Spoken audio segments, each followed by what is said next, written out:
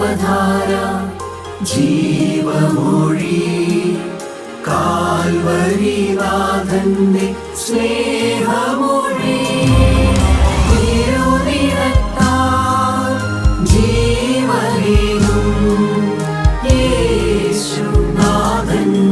ജീവമൊഴി ജീവധാര ജീവധാര ജീവധാര.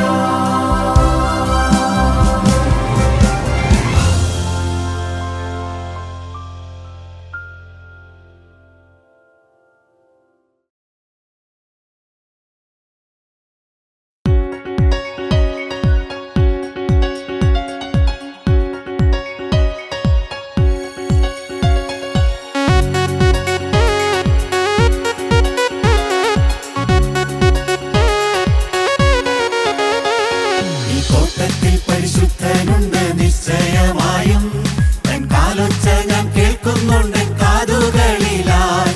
തൻ സൗരഭ്യം പരക്കുന്നുണ്ട് ഈ അന്തരീക്ഷത്തിൽ. തിരു സൗന്ദര്യം ഞാൻ ദർശിക്കുന്ന കണ്ണുകളാലെ, ആത്മകണ്ണുകളാലെ. രണ്ടുപേരൻ നാമത്തിൽ കൂടുന്നിടത്തെല്ലാം തൻ സാന്നിധ്യം അതുണ്ടെന്നവൻ ചൊന്നതല്ലയോ, അന്നു ചൊന്നതല്ലയോ. ആ സന്തോഷം നിറയുന്നുണ്ട് അന്തരംഗത്തിൽ. തിരു സാന്നിധ്യം മനോഹരം മനോഹരം തന്നെ. കൃപയുടെ ഉറവിടമേ, കൃപയുടെ ഉടയവനേ, കൃപയുടെ ഉറവിടമേ, കൃപയുടെ ഉടയവനേ. കൃപ വേണമപ്പ, കൃപ വേണമപ്പ, കൃപ വേണമപ്പ നിൻ മക്കൾക്ക്. കൃപയുടെ ഉറവിടമേ, കൃപയുടെ ഉടയവനേ, കൃപയുടെ ഉറവിടമേ, കൃപയുടെ ഉടയവനേ.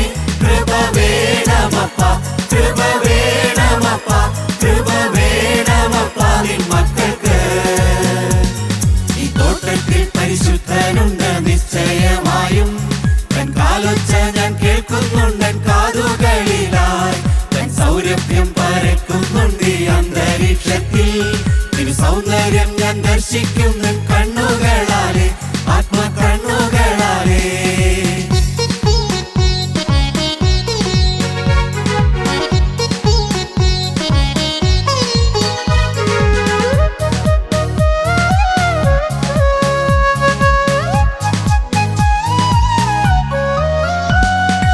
അന്ധകാരം മാറുന്നു, വെളിച്ചം വീശുന്നു. ദുഷ്ടലോകം ക്രൂശിനാൽ തകർന്നു പോകുന്നു. കൃപ കൃപ കൃപ എന്നങ്ങാത്തു ചൊല്ലവേ, പർവ്വതങ്ങൾ കാൽക്കീഴെ സമഭൂമിയാകുന്നു. ദീനസ്വരം മാറുന്നു, നവഗാനം കേൾക്കുന്നു. പഞ്ചനം തന്നിൽ ആനന്ദിച്ചു നൃത്തം ചെയ്യുന്നു. ആ സന്തോഷം നിറയുന്നുണ്ട് അന്തരംഗത്തിൽ. തിരു സാന്നിധ്യം മനോഹരം മനോഹരം തന്നെ. കൃപയുടെ ഉറവിടമേ, കൃപയുടെ ഉടയവനേ, കൃപയുടെ ഉറവിടമേ, കൃപയുടെ ഉടയവനേ. കൃപ വേണമപ്പ, കൃപ വേണമപ്പ, കൃപ വേണമപ്പ നിൻ മക്കൾക്ക്. കൃപയുടെ ഉറവിടമേ, കൃപയുടെ ഉടയവനേ, കൃപയുടെ ഉറവിടമേ, കൃപയുടെ ഉടയവനേ. കൃപ വേണമപ്പ, കൃപ വേണമപ്പ, കൃപ വേണമപ്പ നിൻ മക്കൾക്ക്. കൃപ വേണമപ്പ, കൃപ വേണമപ്പ, കൃപ വേണമപ്പ നിൻ മക്കൾക്ക്.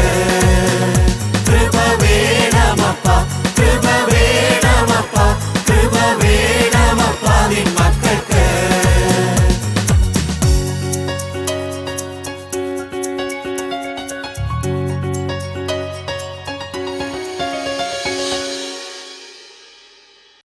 ത്രിയേക ദൈവത്തിന് സ്തുതി. കർത്താവിൻ്റെ പരിശുദ്ധ തിരുനാമം മഹത്വപ്പെടുമാറാകട്ടെ. കർത്താവിനാൽ അനുഗ്രഹിക്കപ്പെട്ട വിശ്വാസികളുടെ സമൂഹത്തിന് യേശുക്രിസ്തുവിൻ്റെ അതിപരിശുദ്ധമായ നാമത്തിൽ എൻ്റെ സ്നേഹവന്ദനം.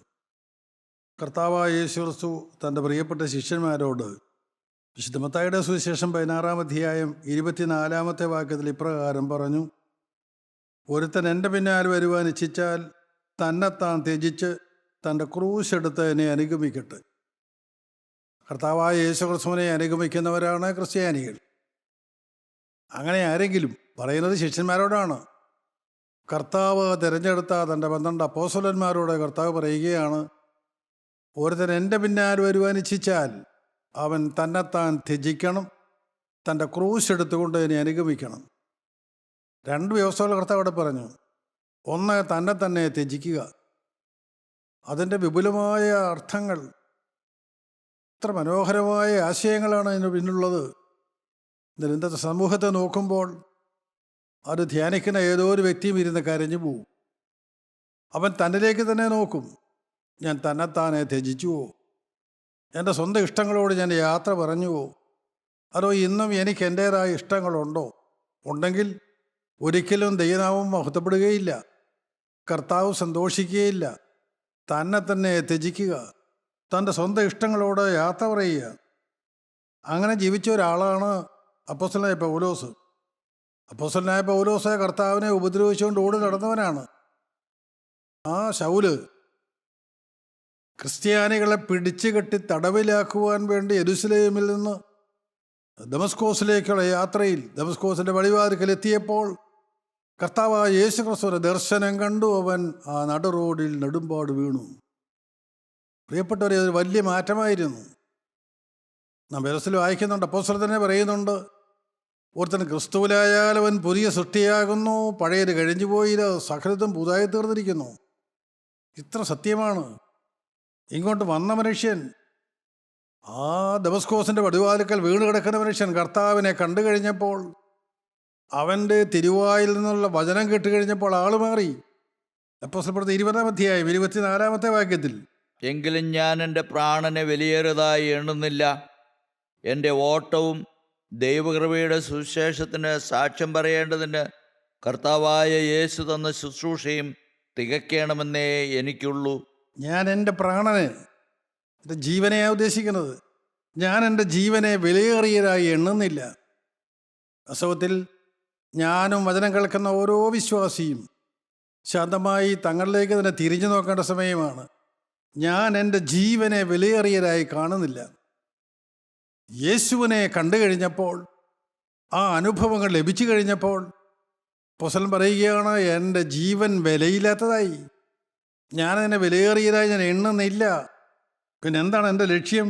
എന്നാണ് അപ്പോസ്തലൻ പറയുന്നത്, എൻ്റെ ഓട്ടവും ദൈവകൃപയുടെ സുവിശേഷത്തിന് സാക്ഷ്യം പറയേണ്ടതിന് കർത്താവായ യേശു തന്ന ശുശ്രൂഷയും തികയ്ക്കണമെന്നേ എനിക്കുള്ളൂ.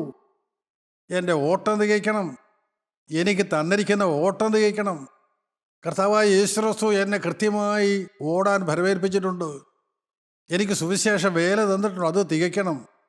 അതുമാത്രമാണ് എൻ്റെ ലക്ഷ്യം. പ്രിയപ്പെട്ടവർ, അത് പറഞ്ഞ അപ്പോസ്തലൻ തൻ്റെ അവസാന ലേഖനത്തിൽ, തീമോഥെയോസിന്റെ 2-ാമത്തെ ലേഖനം 4-ാം അധ്യായത്തിൽ കൃത്യമായി പറയും, ഞാൻ നല്ല പോർ പൊരുതു, ഓട്ടം തികച്ചു, വിശ്വാസം കാത്തു, നീതിയുടെ കിരീടം എനിക്കായി വെച്ചിരിക്കുന്നു.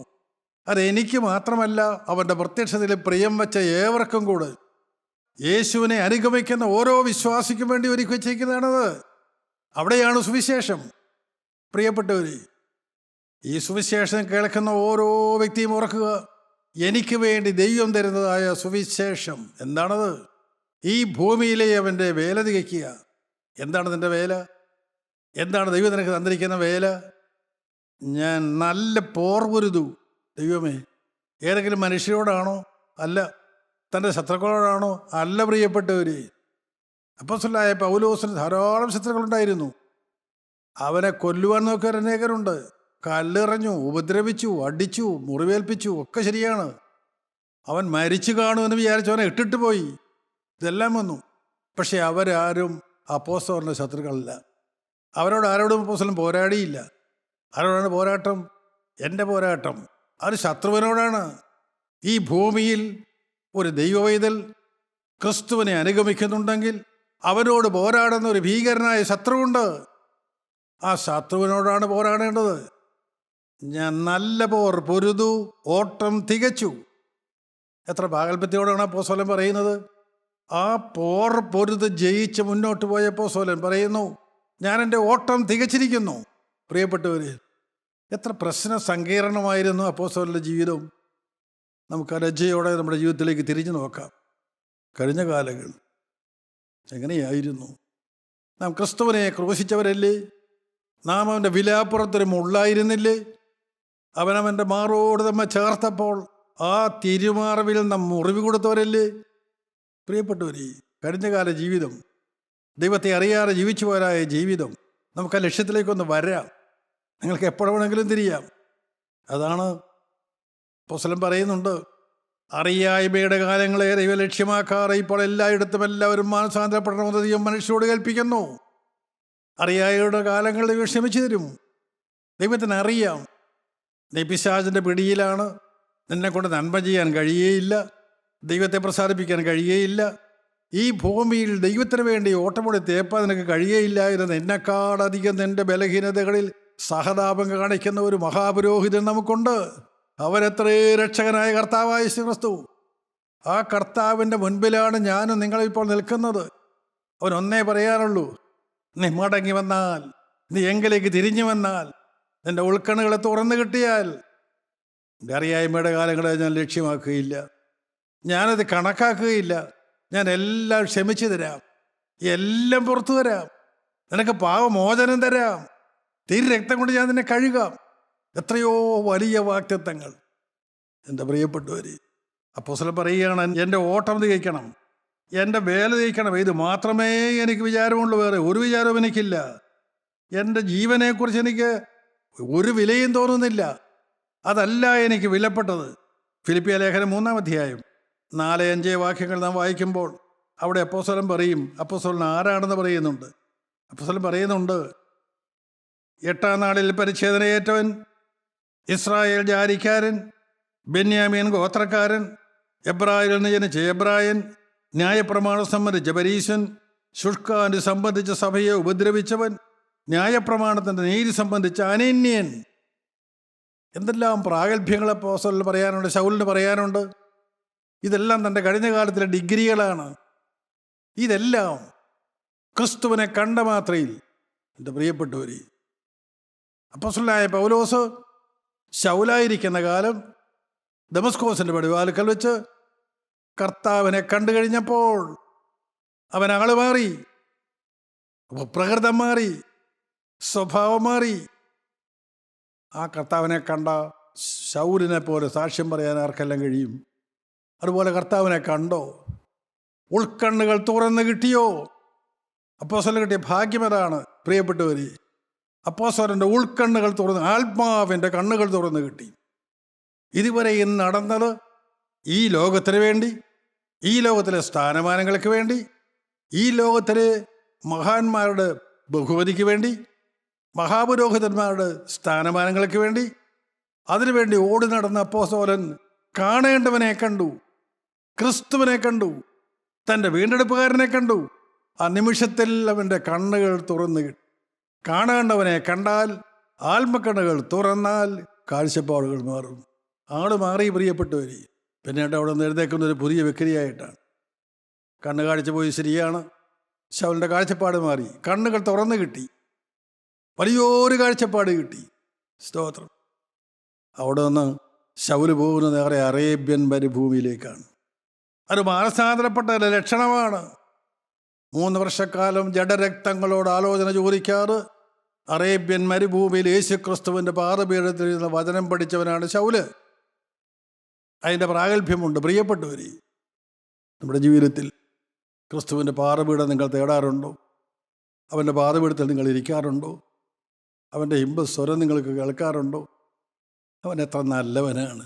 അവനെ അനുഭവിക്കുന്ന ആദ്യകാലങ്ങളിൽ ഞാൻ പറഞ്ഞിട്ടുണ്ട്, കർത്താവേ, നീ എൻ്റെ അപ്പനാണ്, നീ എൻ്റെ അമ്മയാണ്, നീ എൻ്റെ മൂത്ത സഹോദരിയാണ്, നീ എൻ്റെ മൂത്ത ജ്യേഷ്ഠനാണ്, നീ എൻ്റെ ഗുരുവാണ്, നീ എൻ്റെ രക്ഷകർത്താവാണ്. ഇതെല്ലാം ഞാൻ പറഞ്ഞിട്ടുണ്ട്. ഇതെല്ലാം എൻ്റെ ജീവിതത്തിലെ അനുഭവമായിരുന്നു. അവൻ എത്രയോ നല്ല സ്നേഹിതനാണ്, കൈവിടാത്ത സ്നേഹിതൻ, ചേർത്ത് പിടിക്കുന്ന സ്നേഹിതൻ, മാറോടടയ്ക്കുന്ന സ്നേഹിതൻ.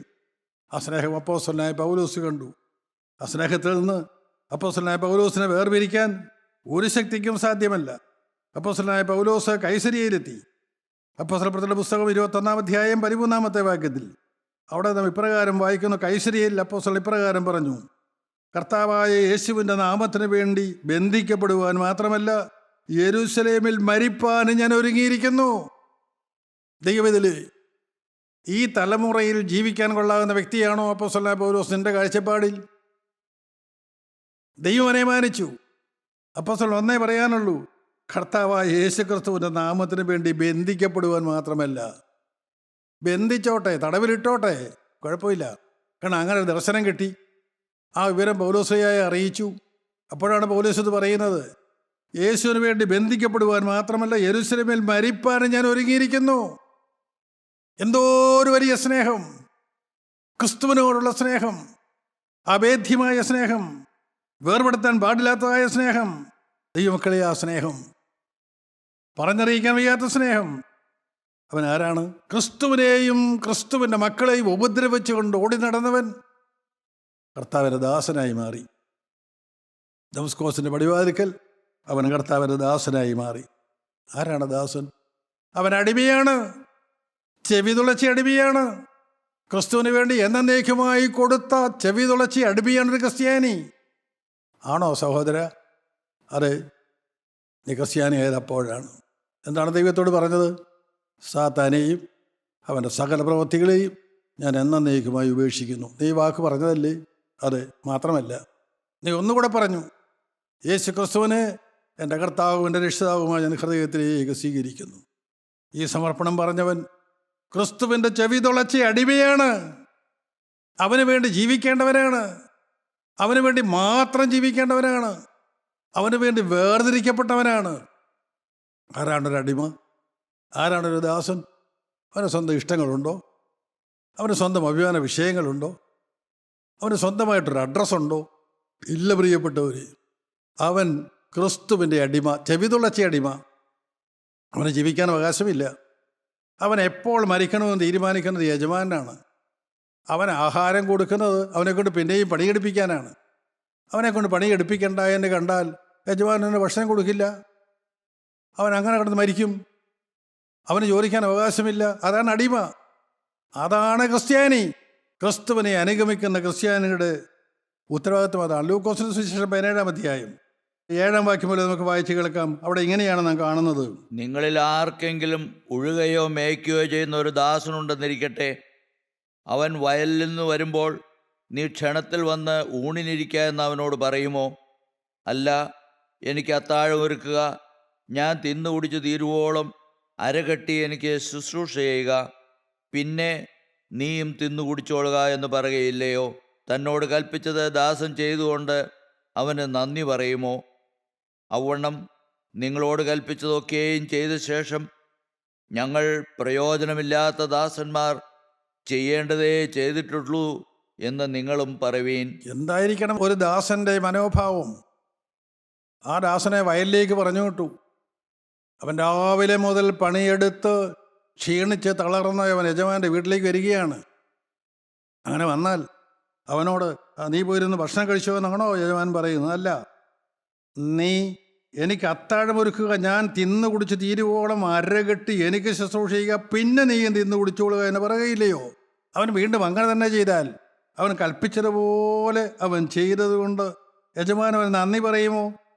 ഔവണ നിങ്ങളോട് കൽപ്പിച്ചതൊക്കെയും ചെയ്ത ശേഷം ഞങ്ങൾ പ്രയോജനമില്ലാത്ത ദാസന്മാർ, ഞങ്ങൾ ചെയ്യേണ്ടത് ചെയ്തിട്ടുള്ളൂ നിങ്ങൾ പറവീൻ. യജമാനൻ കൽപ്പിച്ചതെല്ലാം ചെയ്തിട്ട് അവൻ പറയേണ്ടത് എന്താണ്? ഞങ്ങൾ പ്രയോജനമില്ലാത്ത ദാസന്മാർ, ഞാൻ പ്രയോജനമില്ലാത്ത ദാസൻ, എന്നോട് കൽപ്പിച്ചതേ ഞാൻ ചെയ്തുള്ളൂ. പ്രിയപ്പെട്ടവരെ, എന്താണ് ആ ദാസൻ്റെ മനോഭാവം വേണ്ടത്? ഓരോ ക്രിസ്ത്യാനികളുടെയും മനോഭാവം എന്തായിരിക്കണം? അവൻ എങ്ങനെയായിരിക്കണം ഈ ഭൂമിയിൽ ജീവിക്കേണ്ടത്? അവൻ്റെ ഹൃദയത്തിൽ നിന്ന് ഉയരേണ്ടത് നന്ദിയല്ലാതെ മറ്റെന്തെങ്കിലും ഉണ്ടോ? പ്രിയപ്പെട്ടവർ, നിത്യനാശത്തിലേക്ക് പോകേണ്ടവരായിരുന്നില്ലേ നാം പാപത്താൽ മരിച്ചവരായിരുന്നില്ലേ? ഞാൻ ദൈവ കോപത്തിന് ഇരയായിരുന്നില്ലേ? നാം നിത്യനരകത്തിലേക്ക് പോകേണ്ടവരായിരുന്നില്ലേ? ദൈവത്തെ അറിയാൻ നടന്ന കാലങ്ങൾ നമുക്കില്ലേ? സ്നേഹവാനായ ദൈവം നമുക്ക് ക്ഷമിച്ച് തന്നില്ലേ? അവൻ്റെ സ്നേഹത്തിലേക്ക് നമ്മൾ ക്ഷണിച്ചില്ലേ? അവൻ്റെ ജീവൻ്റെ വചനം നമുക്ക് തന്നില്ലേ? അവൻ്റെ നല്ല കൂട്ടായ്മയിലേക്ക് നമ്മളെ കൊണ്ടുവന്നില്ലേ? അവൻ്റെ സ്നേഹം അനുഭവിക്കാനുള്ള ഭാഗ്യം നമുക്ക് തന്നില്ലേ? ഇതിനേക്കാൾ വലുതായി നമുക്ക് എന്ത് വേണം? എന്നല്ല ദാസൻ്റെ മനോഭാവം എന്തായിരിക്കണം? അവനോട് കൽപ്പിച്ചതൊക്കെയും ചെയ്തു തീർന്ന ശേഷം അപ്പോസ്തലനായ പൗലോസ് പറഞ്ഞു, ഞാൻ ഓട്ടം തികച്ചു, ഞാൻ എൻ്റെ വേലയൊക്കെയും തികച്ചു, ഞാൻ പോരാടി, ഞാൻ ജീവിതകാലം മുഴുവൻ ശത്രുവിനോട് പോരാടി, ഞാൻ എൻ്റെ ഓട്ടം തികച്ചു, ഞാൻ എൻ്റെ വിശ്വാസം കാത്തു, നീതിയുടെ ഇടം എനിക്കായി വെച്ചിരിക്കുന്നു. പ്രതിഫലം ഇവിടെയല്ല, സ്വർഗത്തിൽ. ഈ കാഴ്ചപ്പാട് എത്ര പേർക്കുണ്ട്? എനിക്ക് വേണ്ടി ദൈവം ഒരുക്കിയിരിക്കുന്നത് ഇവിടെയല്ല. ഇവിടുത്തെ സുഖവും ഇവിടുത്തെ സൗകര്യങ്ങളും ഇവിടുത്തെ ലക്ഷപ്രഭുവായിട്ട് നടക്കുന്നതും ഇവിടുത്തെ മണിമന്ദിരത്തിൽ കഴിയുന്ന ഇതൊന്നുമല്ല ദൈവം എനിക്ക് വേണ്ടി ഒരുക്കിയിരിക്കുന്നത്. ഇത് പരദേശവാസമാണ്, ഇത് അന്യദേശമാണ്. ഞാൻ സ്വർഗത്തിൻ്റെ പൗരനാണ്. അവൻ എന്നെ ഈ ഭൂമിയിലാക്കിയിരിക്കുന്നത് അവൻ്റെ പേര് നിവർത്തിപ്പാനാണ്. അവൻ്റെ ഇഷ്ടം നിവർത്തിക്കുന്ന ദാസനായി ഞാൻ ഈ ഭൂമിയിൽ നിൽക്കണം. ആ കാഴ്ചപ്പാട് അപ്പോസ്തലനായ പൗലോസ് ഉണ്ടായിരുന്നു. അവൻ യജമാനൻ കൽപ്പിച്ചതൊക്കെയും ചെയ്ത ശേഷം ഞങ്ങൾ പ്രയോജനമില്ലാത്ത ദാസന്മാർ, ഞങ്ങൾ ചെയ്യേണ്ടതേ ചെയ്തിട്ടുള്ളൂ എന്ന് പറയും. എന്തായിരിക്കണം ദാസൻ്റെ മനോഭാവം? പ്രിയപ്പെട്ടവരെ, നന്ദിയല്ലാതെ അവൻ്റെ ഉള്ളിൽ നിന്ന് വേറെ ഒന്നും വരാനില്ല. സ്തോത്രം. ഈ കാലങ്ങളത്രയും ജീവിക്കുവാൻ വേണ്ട കൃപ ദൈവം തന്നില്ലേ? സൗജന്യ ദാനമല്ലേ? കഴിഞ്ഞ കാലപാപങ്ങൾ ക്ഷമിച്ച് തന്നില്ലേ? അവൻ്റെ കൃപയല്ലേ? അവൻ്റെ സൗജന്യ ദാനമല്ലേ? നന്ദിയുണ്ടോ? നന്ദി കൊണ്ട് നിറയുന്നുണ്ടോ? വിശ്വാസം നന്ദി കൊണ്ട് നിറയുന്നു. ഈ നന്ദിയുടെ നിറവിൽ നിന്നാണ് അപ്പോസ്തലൻ ഇതെല്ലാം പറഞ്ഞത്. അപ്പോസ്തലൻ മടിയില്ലായിരുന്നു അത് പറയാൻ. അപ്പോസ്തലൻ എത്ര മനോഹരമായിട്ടാണ് അത് പറയുന്നത്. കൊരിന്ത്യർക്ക് എഴുതിയ ലേഖനം 1-ാമത്തെ ലേഖനം 10-ാം അധ്യായം 33-ാമത്തെ വാക്യത്തിൽ അപ്പോസ്തലനായ പൗലോസ് ഇപ്രകാരം പറയും, ഞാൻ എൻ്റെ ഗുണമല്ല പലർ രക്ഷിക്കപ്പെടേണ്ടതിന് അവരുടെ ഗുണം തന്നെ അന്വേഷിച്ചുകൊണ്ട് എല്ലാവരെയും എല്ലാം കൊണ്ടും പ്രസാദിപ്പിക്കുന്നുവല്ലോ. ഞാൻ എൻ്റെ ഗുണമല്ല. സ്തോത്രം. ഇന്നത്തെ വിശ്വാസി തലതാഴ്ത്തിയിരിക്കേണ്ടതാണ്. ഞാൻ എൻ്റെ ഗുണമല്ല. പിന്നെ എന്താണ് അപ്പോസ്തലൻ്റെ ലക്ഷ്യം? പലർ രക്ഷിക്കപ്പെടേണ്ടതിന് അവരുടെ ഗുണം തന്നെ അന്വേഷിച്ചുകൊണ്ട് എല്ലാവരെയും എല്ലാം കൊണ്ടും പ്രസാദിപ്പിക്കുന്നു. മറ്റുള്ളവരെ പ്രസാദിപ്പിക്കുന്നു. ദൈവത്തെ പ്രസാദിപ്പിക്കുന്നതിനോടൊപ്പം മനുഷ്യരെയും പ്രസാദിപ്പിക്കുന്നു. എന്തിന്? അവർ രക്ഷപ്പെടേണ്ടതിന്, അവർ രക്ഷിക്കപ്പെടേണ്ടതിന്. അത് മാത്രമാണ് അപ്പോസ്തലന്റെ ലക്ഷ്യം. ആത്മാക്കളെ നേടുക. സഹോദര സഹോദരി, നീ സമൂഹത്തിലെ ഒരു അംഗമല്ലേ? നിന്നോട് ബന്ധപ്പെട്ട എത്രയോ ആളുകളുണ്ട്, നിന്നിൽ ആശ്രയിച്ച എത്രയോ ആളുകളുണ്ട്. അവിടെ ആത്മാക്കളെ നീ നേടിയോ? അവിടെ ആത്മാക്കളെ നീ ചുമക്കുന്നവനോ? അവരുടെ നിനക്ക് ദൈവം തന്ന ആത്മാക്കളെ നീ നേടി എന്നുള്ള പ്രാഗൽഭ്യം നിനക്കുണ്ടോ? ആ നന്ദി നിൻ്റെ ഹൃദയത്തിൽ നിനക്ക് വരുന്നുണ്ടോ? അവരെ നീ നേടിയാൽ നിനക്കറിയാം അത് ദൈവത്തിൻ്റെ കൃപയാണ്. അത് ദൈവത്തിൻ്റെ സൗജന്യ ദാനമാണ്. ദൈവം കൃപയാൽ തന്നതാണ്. ആ നന്ദി കൊണ്ട് നീ നിറയും, പിന്നെയും ഓടും. ഈ ഓട്ടമാണ് ദൈവം നമ്മെക്കുറിച്ച് ആഗ്രഹിക്കുന്നത്. അത് തന്നെയാണ് അപ്പോസ്തലനായ പൗലോസ് ചെയ്തത്. മത്തായിയുടെ സുവിശേഷം 18-ാം അധ്യായത്തിൻ്റെ 8-ാമത്തെ വാക്യത്തിൽ കർത്താവായ യേശുക്രിസ്തു ഇപ്രകാരം പറഞ്ഞു, നിന്റെ കയ്യോ കാലോ നിനക്ക് ഇടർച്ചയായാൽ അതിനെ വെട്ടി എറിഞ്ഞു കളക.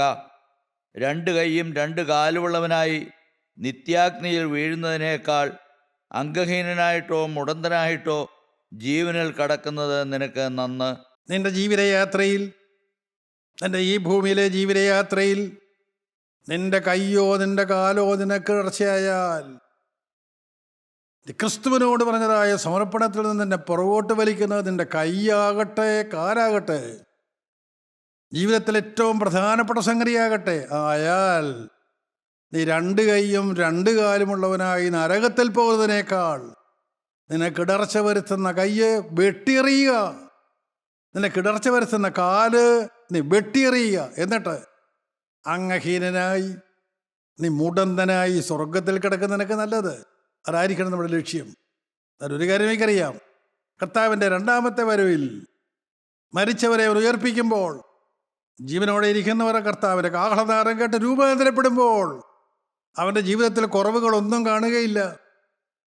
അവൻ അംഗവൈകല്യങ്ങൾ കാണുകയില്ല. അവൻ പരിപൂർണനായിരിക്കും. അവൻ ക്രിസ്തുവിൻ്റെ അതേ സാദൃശ്യം, അതേ സ്വരൂപമുള്ളവനായിരിക്കും. അവൻ ക്രിസ്തുവിൻ്റെ മണവാട്ടിയായിരിക്കും. ഇതെല്ലാം പരമസത്യങ്ങളാണ്. സ്തോത്രം. എന്നാൽ ഈ ഭൂമിയിൽ ഇടർച്ച വരുത്തുന്ന കയ്യോ കാലോ വെട്ടിക്കളയാൻ നിനക്ക് മനസ്സുണ്ടോ? അതെന്തായാലും അവരോട് യാത്ര പറയാൻ നിനക്ക് മനസ്സുണ്ടോ? എത്ര പ്രിയപ്പെട്ടവരായാലും അവരോട് യാത്ര പറയാൻ നിനക്ക് മനസ്സുണ്ടോ? വേർപാടാചരിക്കാൻ നിനക്ക് മനസ്സുണ്ടോ? ക്രിസ്തുവിനോടുള്ള സ്നേഹത്തിൽ നിന്ന് തന്നെ വേർപിരിക്കുന്നത് എന്ത്?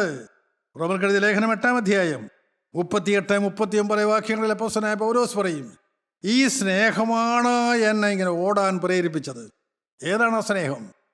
ആ സ്നേഹം മാറ്ററിച്ച് നോക്കിക്കൊണ്ട് അപ്പോസ്തലൻ പറയുകയാണ്, റോമർ 8-38-39 വാക്യങ്ങൾ. മരണത്തിനോ ജീവനോ ദൂതന്മാർക്കോ വാഴ്ചകൾക്കോ അധികാരങ്ങൾക്കോ ഇപ്പോഴുള്ളതിനോ വരുവാനുള്ളതിനോ ഉയരത്തിനോ ആഴത്തിനോ മറ്റ് യാതൊരു സൃഷ്ടിക്കോ നമ്മുടെ കർത്താവായ യേശു ക്രിസ്തുവിലുള്ള ദൈവസ്നേഹത്തിൽ നിന്ന് നമ്മെ വേർപിരിപ്പാൻ കഴിയുകയില്ല എന്ന് ഞാൻ ഉറച്ചിരിക്കുന്നു. അതാണ് ഉറപ്പ്. അതാണ് ഒരു വിശ്വാസിയുടെ ഉറപ്പ്. പരദേശ പ്രയാണത്തിലായിരിക്കുന്ന ഒരു ക്രിസ്ത്യാനിയുടെ ഉറപ്പതാണ്. അവൻ എന്താണ് പറയുന്നത്? മരണത്തിനോ ജീവനോ ദൂതന്മാർക്കോ വാഴ്ചകൾക്കോ അധികാരങ്ങൾക്കോ ഇപ്പോഴുള്ളതിനോ വരുവാനുള്ളതിനോ ഉയരത്തിനോ ആഴത്തിനോ മറ്റ് യാതൊരു സൃഷ്ടിക്കോ നമ്മുടെ കർത്താവായ യേശു ക്രിസ്തുവിലുള്ള ദൈവ സ്നേഹത്തിൽ നമ്മെ വേർതിരിപ്പാൻ കഴിയുകയില്ല എന്ന് ഞാൻ ഉറച്ചിരിക്കുന്നു. നല്ല ഉറപ്പാണ്, നല്ല ഉറപ്പാണ്. ഇന്നത്തെ ക്രിസ്ത്യാനി ഒന്ന് ശാന്തമായി ചിന്തിക്കണേ. 100 രൂപ നഷ്ടം വരുന്നൊരു കാര്യം വന്നാൽ നീ കത്തിയെടുക്കുമോ? സഹോദരനെ നീ കോപിക്കുമോ? നീ പാപത്തിന് അടിമപ്പെടുമോ? നീ ദൈവസ്നേഹത്തിലല്ല. പ്രിയപ്പെട്ടവർ, ആ സ്നേഹം നിങ്ങളെ മൂടുന്നില്ല. സ്തോത്രം. ദൈവസ്നേഹത്തിലേക്ക് വരുന്ന ഒരു വ്യക്തിയെ കർത്താവ് സ്നേഹം കൊണ്ട് മൂടുന്നു. സ്തോത്രം. ആ വ്യക്തിക്കൊരു അബദ്ധം വന്നാൽ പോലും കർത്താവായ യേശു ക്രിസ്തു അത് ക്ഷമിക്കുന്നു. തൻ്റെ സ്നേഹ സമുദ്രത്തിൽ അവനെ മുക്കുന്നു. അത് ആഴമാണ് പ്രിയപ്പെട്ടവർ. അതാണ് അപ്പോസ്തലൻ പറയുന്നത്, ഈ ലോകത്തിൽ ഒരു ശക്തിക്കും ക്രിസ്തുവിനോടുള്ള സ്നേഹത്തിൽ തന്നെ വേർതിരിക്കാൻ കഴിയുകയില്ല. നോട്ട് കെട്ടുകൾ കണ്ടാൽ നിൻ്റെ കണ്ണ് മഞ്ഞളിക്കുമോ? അന്യസ്ത്രീയുടെ സൗന്ദര്യം കണ്ടാൽ നീ അവിടെ പതറുമോ? നിൻ്റെ കാലിടറുമോ? നിന്നെ വിശ്വാസം ത്യജിക്കുമോ? നിൻ്റെ ഓട്ടം നീ തികയ്ക്കുമോ? ശാന്തമായി ചിന്തിക്ക് പ്രിയപ്പെട്ടവരെ. അപ്പോസ്തലനായ പൗലോസ് നേടി ഇന്നിരിക്കുന്ന പർദീസയിൽ ഞാനും നിങ്ങളും എത്തുമോ? തിരുത്താനുണ്ടോ? ഇപ്പോഴാണ് തിരുത്തേണ്ട സമയം. ഇപ്പോഴാണ് കർത്താവിനോട് വാക്ക് പറയേണ്ട സമയം. നമുക്ക് കർത്താവിനോട് വാക്ക് പറയാം. കർത്താവേ, ഞാൻ തെറ്റിപ്പോയ മനുഷ്യൻ, പാപിയായ മനുഷ്യൻ, പാപത്തിന് അടിമപ്പെട്ടു പോയ മനുഷ്യൻ, നിന്നെ സ്നേഹിക്കാത്ത മനുഷ്യൻ, ലോകത്തെയും പാപത്തെയും ജഡത്തെയും ലോകസുഖങ്ങളെയും സ്നേഹിച്ചു പോയ മനുഷ്യൻ, എല്ലാം ക്ഷമിക്കാമോ? ഇതാ ഞാൻ മടങ്ങി വരുന്നു. മുടിയൻ പുത്രനെ പോലെ മടങ്ങി വരുന്നു. മടങ്ങി വരാൻ മനസ്സുള്ളവരാരെല്ലാം ഉണ്ട്. നമുക്ക് നമ്മെ തന്നെ താഴ്ത്തി കൊടുക്കാം. കർത്തൃപാദത്തിലേക്ക് നമുക്ക് വരാം. അവൻ ക്രൂശിലേക്ക് നമുക്ക് നോക്കാം. ആ ക്രൂശിൽ അവൻ ചൊരിയുന്ന പരിശുദ്ധ രക്തം, കുറ്റമില്ലാത്ത രക്തം, ഊനമില്ലാത്ത രക്തം, പാവമില്ലാത്ത രക്തം, അതെന്നെ കഴുകുവാൻ മതിയായത്, നിന്നെ കഴുകുവാൻ മതിയായത്, സകല പാപങ്ങളെ മോചിക്കുവാൻ മതിയായത്. ആരെല്ലാം വിശ്വസിക്കുന്നുണ്ട്? വളരെ വ്യക്തമായ യോഹന്നാൻ അപ്പോസ്തലൻ പറയും, യേശുവിൻ്റെ രക്തം സകല പാപവും ശുദ്ധീകരിക്കുന്നു. അനുഭവിച്ചുകൊണ്ട് അപ്പോസ്തലൻ പറഞ്ഞു. സ്നേഹത്തിൻ്റെ അപ്പോസ്തലൻ പറഞ്ഞു. ആ തിരുമാറിൽ ചാരിക്കൊണ്ട് അപ്പോസ്തലൻ പറഞ്ഞു, ഞങ്ങൾ കണ്ടതും ഞങ്ങൾ കേട്ടതും ഞങ്ങളുടെ കൈതൊട്ടതുമായ ജീവൻ്റെ വചനം, ഞങ്ങൾ അനുഭവിച്ച വചനം. അവൻ സ്നേഹിക്കാൻ കൊള്ളാവുന്നവനാണ്. അവൻ്റെ രക്തം സകല പാപവും ശുദ്ധീകരിക്കുന്നതാണ്. ആ രക്തത്തിലാരെല്ലാം വിശ്വസിക്കുന്നുണ്ട്? കർത്താവേ, ആ തിരുരക്തം കൊണ്ട് കഴുകാമോ? നമുക്കതിനോട് പ്രാർത്ഥിക്കാം. കർത്താവേ, അവിടുത്തെ തിരുരക്തം എന്നെ തൊടുവിക്കണം, തിരുരക്തം എന്നെ വിടുവിക്കണമേ, എൻ്റെ കഴിഞ്ഞ കാല പാപങ്ങൾ ക്ഷമിച്ചു തരണമേ, ശത്രുവിനെ ബലസിച്ചകറ്റണമേ, ഈ ലോകത്തോടതായ സ്നേഹവനിൽ എടുത്ത് മാറ്റണമേ. ശൗരനെ പൗലോസാക്കി മാറ്റി കർത്താവേ, അവിടെ നിന്നും ജീവിക്കുന്ന ദൈവമായതുകൊണ്ട് സ്തോത്രം. അവിടെ നിന്ന് കൂട്ടായ്മയിൽ ഇന്നും പ്രവർത്തിക്കുന്ന ദൈവമായതുകൊണ്ട് സ്തോത്രം. അത്ഭുതങ്ങൾ നടക്കണമേ. കലായ ഹൃദയങ്ങളെ മായിച്ചു കളയണമേ, തകർത്തുടയ്ക്കണമേ കർത്താവേ. മാംസമായ ഹൃദയം തരണമേ, മാനസാന്തരത്തിലേക്ക് ഞങ്ങളെ നടത്തണമേ. എല്ലാവരെയും അനുഗ്രഹിക്കണമേ. സമർപ്പിച്ച ദൈവമക്കളുമേ തൃക്കരം വെച്ച് അവരുടെ പാപങ്ങളെല്ലാം ക്ഷമിച്ചു കൊടുത്ത് പരിശുദ്ധാത്മാവിനെ പകരണമേ. രണ്ടാമത്തെ വരവിന് വേണ്ടി ഞങ്ങളെല്ലാവരെയും ഒരുക്കണമേ. മാനവും മഹത്വത്തോടെ എടുക്കണമേ. യേശു ക്രിസ്തുവിൻ്റെ അതിപരിശുദ്ധ നാമത്തിൽ തന്നെ. ആമേൻ.